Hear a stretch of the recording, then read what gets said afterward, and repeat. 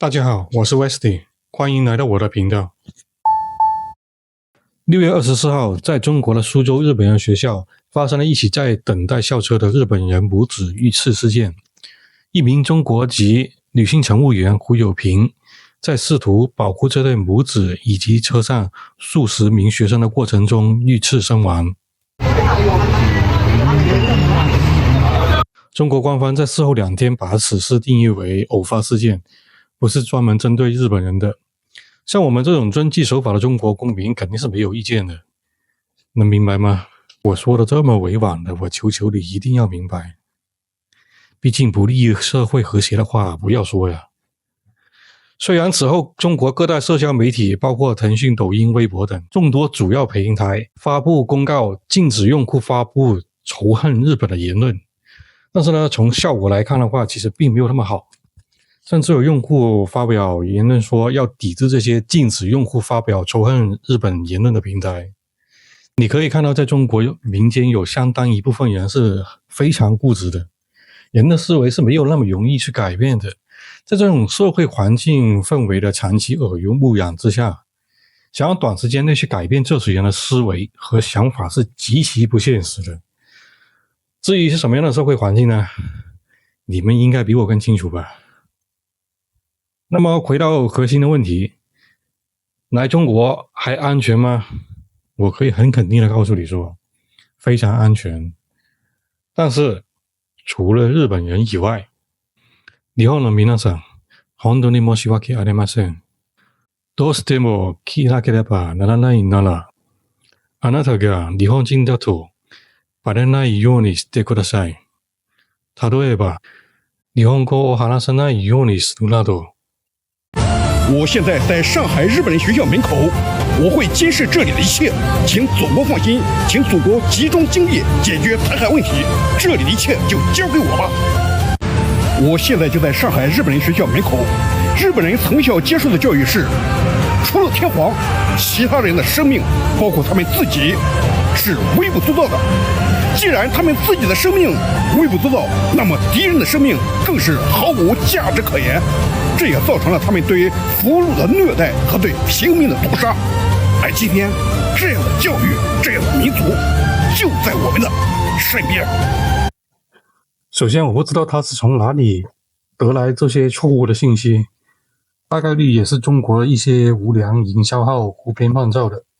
但是这种人，他只相信自己愿意相信的，在他自己脑海里强行把这样的设定加在日本人身上，因为他一直以来接受的就是仇恨日本的教育，只有无恶不作、卑鄙下流的日本人才符合他心中的那个该有的形象。那么再回到刚刚我说的，要是有这样一个中国的极端爱国主义者，天天守在日本人学校的门口，作为日本学生的家长能不担心吗？就算下一次再有一个胡友平女士出现，谁敢担保受伤的不是自己家的孩子？也没有一个家长愿意自己的孩子承受这样的伤害。不管你是中国人还是日本人，或者哪一国人都一样的。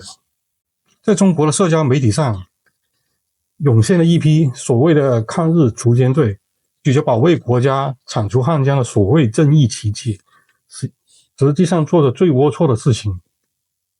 毕竟在中国，爱国只需要动动嘴皮子就可以满足自己所谓的民族自豪感、成就感，甚至可以获得相当可观的流量。最可悲的是，这些人居然还有支持者，这才是这一个民族的可悲之处。这位叫胡友平的女士用自己的生命拯救了一对被歹徒持刀袭击的日本母子，然而却在中国的网络上出现了大量的谩骂。他们骂他是叛徒、卖国贼、汉奸。在这种思想扭曲的社会，仇恨日本成为了政治正确。这其中有历史、教育以及社会舆论的原因。其实在一个正常的社会里面，像胡友平女士这种平凡且愿意挺身而出、舍己救人的人，往往才是值得我们歌颂的平凡英雄。正是因为有了他，才没有让行凶男子有机会进一步扩大伤害。当时校车上还有数十名日本人学校的儿童，要是没有胡友平女士拼命阻挠，后果绝对不堪设想。必定引发一场轰动国际的外交事件。难道我们不应该感谢他为我们中国挽回了最后一丝颜面吗？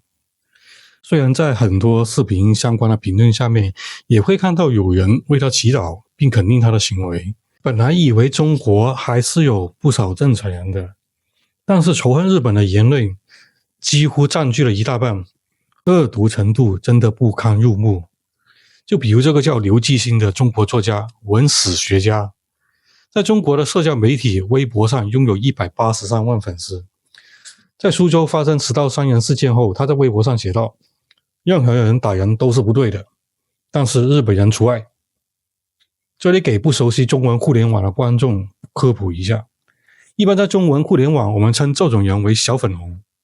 这帮人满目仇恨日本，仇恨美国，极度排外，极端爱国主义，一天到晚都叫嚣着要把日本人和日本企业都赶出去中国。殊不知是这些日本企业为中国提供了数十万个就业岗位，背后可是几百万个中国家庭。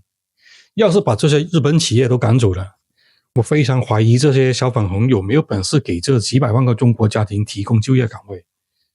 顺带一提，外资企业在中国是出了名的尊重人权，哪像中国企业把人当奴隶一样使用。这里给大家看一个头脑正常的中国人和一名小粉红的对话。那什么车的主播？我开的什么？这不是我的车，是我家里人的车，丰田。丰田。怎么了？我会买混动的，但是我不会买电动的。会买混动的，那就国产品牌呗，那就对了，那就不一定。我说了，我现在还不一定。怎么了嘛？你怎么突然问这个了？行，因为我看你是为什么不支持国产咱们自主品牌呢？支持是情分，不支持是本分的。就日本车再好，我也不会买日本车的。江户神童真是看错你了。你用的什么手机啊？我用的国产手机。我知道什么品牌的 ？OPPO。你知不知道你这个 OPPO 手机什么型号的 ？OPPO A9。你知不知道你这个手机里面的这个 CMOS 是日本索尼的？你知不知道？喂，我不知道啊，怎么了？那你还用你这个手机吗？那我怎么了？我不确定我这是不是日本，那你从哪来的数据啊？我这个日本生产？我就跟你这么说吧，只要是市面上不是超级垃圾的手机，只要你这个手机不是特别垃圾的、特别便宜的，你的手机的 CMOS 都是索尼的，因为索尼全球在这方面是第一，索尼在全球来讲摄影领域是第一，就是索尼说第一，没有人敢说第二的。就是几乎所有的手机的 CMOS 都是索尼的。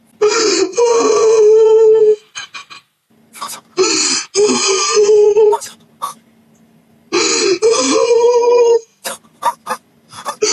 你别激动，你冷静一下，哥们儿，你冷静一下，别，你别，真的假的？我操！你别伤心，你手机里面的日本零部件不止 CMOS 一个，你手机里面什么射频芯片日本的多了，即使芯片不是日本的，这个芯片里面的那个 IP 也是日本的，多了，知道吧？你别激动，你冷静一下。你家里的 LED 是日本人发明的，你知道吧？你把灯关了再哭，你不然你哭的不纯粹啊。我看到有一个评论说的特别有趣，他们形容说这屎壳郎吃粪便吃得津津有味，最后被告知里面拌了有一些日本的大米，然后十分伤心的哭了。你能看得出来这个小伙子是真的爱国爱的价值观崩塌的那一瞬间哭得稀里哗啦。我很害怕他在直播结束以后又会冲出去超市买刀去伤害日本人，结果却又在结账的时候发现使用了日本人发明的二维码，最后又在日本人发明的 LED 灯下痛哭流涕。那简单的来说，为什么中国人这么恨日本人呢？这里我用一部日本超人气动漫《进击的巨人》中假币这个角色来给大家举个例子。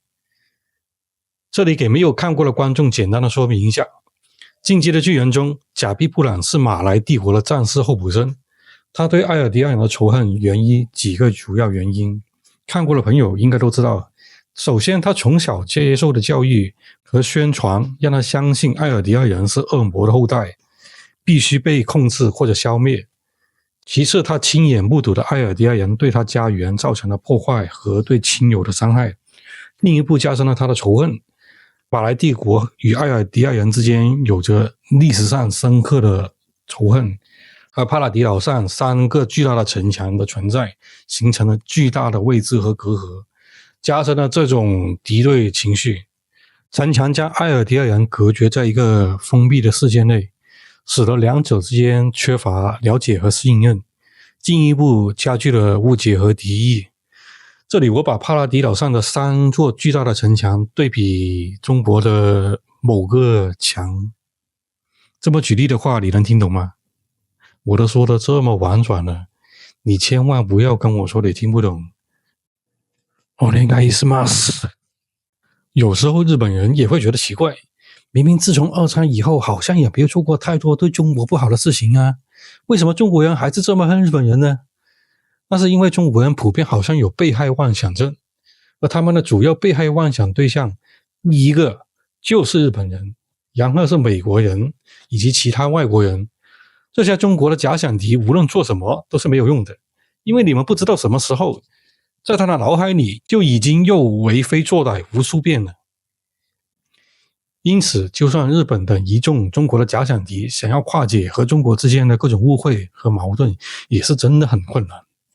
在中国每年有大量拍摄抗日题材的影视作品，这些作品的内容大部分都是中国想象中作恶多端的日本人想方设法欺负中国人，然后中国人奋起反抗并且打败日本人的故事。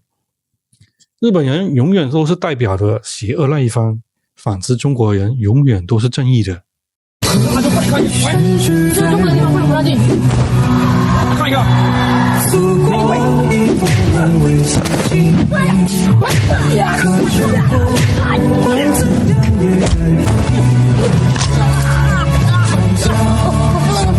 们日本人不敢在你们中国地盘横行霸道。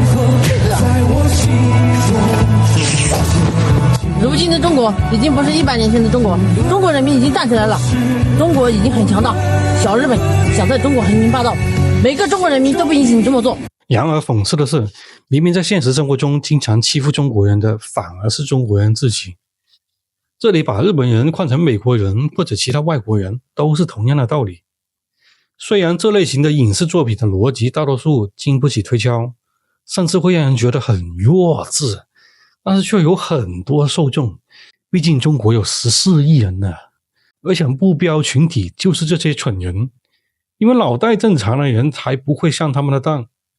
在二战之后，他们明明是个战胜国的人民，却一直以来活得像个战败国的受害者，令人百思不得其解。这些小粉红常常说日本侵略了中国，所以我们永远不能忘记过去的历史，所以我们要一直恨日本。这种仇恨教育只会导致一个没有终结的轮回状态。我真的很想问问那些小粉红，你有什么证据能够表明那对被伤害的日本母子和车上那几十个日本人学生，他们有参与过侵略中国或者做了对中国不好的事情吗？啊，对了，日本有哆啦 A 梦，肯定是做了哆啦 A 梦的时光机器，回到侵略中国的时候参与了战争是吗？因为心中的仇恨无法发泄，所以就能成为伤害无辜的妇女儿童的正当理由吗？中国著名的文学家鲁迅先生说过，勇敢的人愤怒的时候会向着比他更强的敌人抗争，而怯弱者愤怒的时候往往只能依靠伤害弱者来发泄。6月30号这一天，在胡友平女士殉难的地方，还是有相当一部分有良知的市民事后自发前往事发地点献花纪念胡友平女士。其中有一则留言写得特别好，我念给你们听听。胡大姐一路走好，感谢您化作一道光，唤醒文明，驱散愚昧，震慑野蛮，化解仇恨，照亮人心。当时看到这一则留言的时候，心里面觉得很感动，说明中国还是有不少有良知、头脑清醒的人。但是你说这类人多吗？我真不知道。